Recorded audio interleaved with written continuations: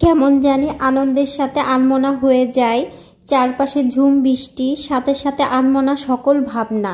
বৃষ্টি ভালোবাসে না এমন মানুষ হয় না, তবে বৃষ্টির এই শব্দ সবার মনে অন্যরকম দোলা দিয়ে যায়।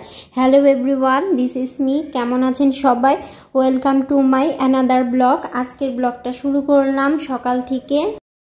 এখানে আসার পর থেকে তো অলসতার মধ্যে দিয়ে জীবন কাটাচ্ছি। দেরি করে ঘুম থেকে উঠি, দেরি করে ঘুমাই, কোনো কাজ নাই।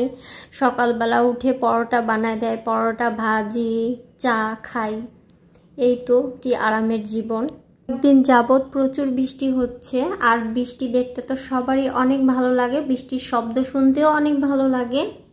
শহরের বাড়িগুলোতে তো সারাদিন বৃষ্টি পড়লে কোনো অসুবিধাই হয় না, যত সব অসুবিধা হচ্ছে গ্রামের বাড়িগুলোতে। গ্রামের বাড়িগুলোতে বৃষ্টিতে ভিজে কাজ করতে হয়, আর আমাদের এখানে তো এখন বৃষ্টি পড়ে পড়ে নদীর পানি বেড়ে গেছে, বন্যা হয়েছে।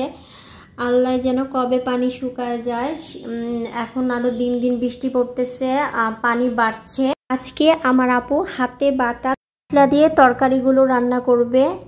বাটা মশলা দিয়ে তরকারি রান্না করলে তো অনেক টেস্টি হয়। সাথে আছে ছোট ছোট আলুর ভর্তা, আলুগুলো ভেজে ভর্তা করা হচ্ছে।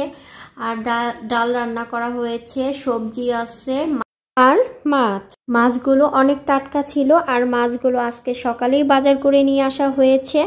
ফ্রিজে রেখে খেলে মাছের স্বাদ পাওয়া যায় না, এই জন্য টাটকা মাছ সাথে সাথে রান্না করলে স্বাদে থাকে অন্যরকম, আলাদা একটা মজা হয়। আর বাটা মশলা দিয়ে রান্না করলে তো আরও বেশি মজা হয়।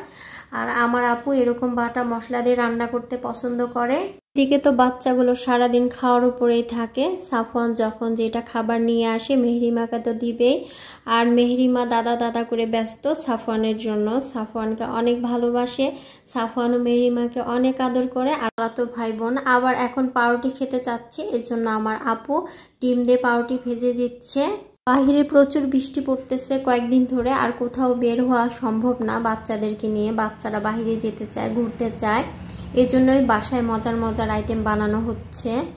আজ তাহলে এই পর্যন্ত। ভালো থাকবেন, সুস্থ থাকবেন, আমাদের জন্য দোয়া করবেন, আমার মেহরিমার জন্য দোয়া করবেন, আমার পেজের সাথে থাকবেন। আল্লাহ হাফেজ।